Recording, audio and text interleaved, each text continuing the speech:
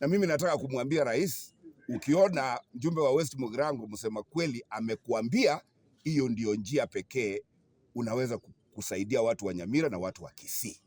Kwa sababu ukiendelea kupea mamlaka watu hawajakuomba, ukiendelea kutupea mamlaka watu wa Gusii ile hatujakuomba, hiyo na kuambia tafadhali, kwa heshima nyingi sana, pia ni kuonekana kuwa sauti ya Mkisii haisikiki.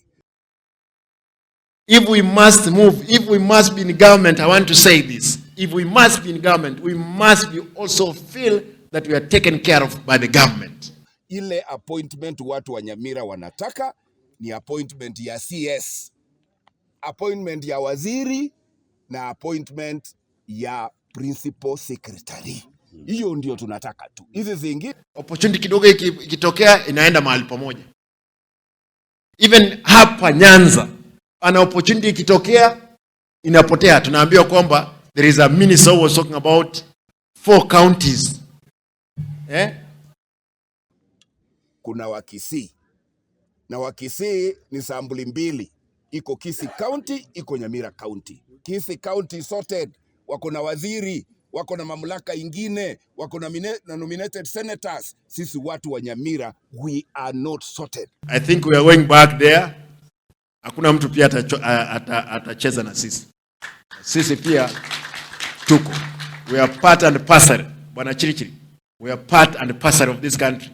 Na lazima watu wengine pia waelewe namna hiyo. And that is why the question of a delayed implementation ya university inaendelea kutuongeza machungu. The next time I get an appointment to have the presidency here, I will again drum this thing. Nyamira is part of Kenya. Nyamira pays taxes, and Nyamira must also benefit from the balance from the taxes of this region. Sitaki kwa sasa hata kusema maneno ya mabarabara, kwa sababu tunajua tumenyanyaswa katika ugavi wa pesa za barabara. Hakuna lami hii constituency iko nayo inaendelea, hatuna ya, na hiyo recommendation na memorandum yetu iko kwa meza ya rais.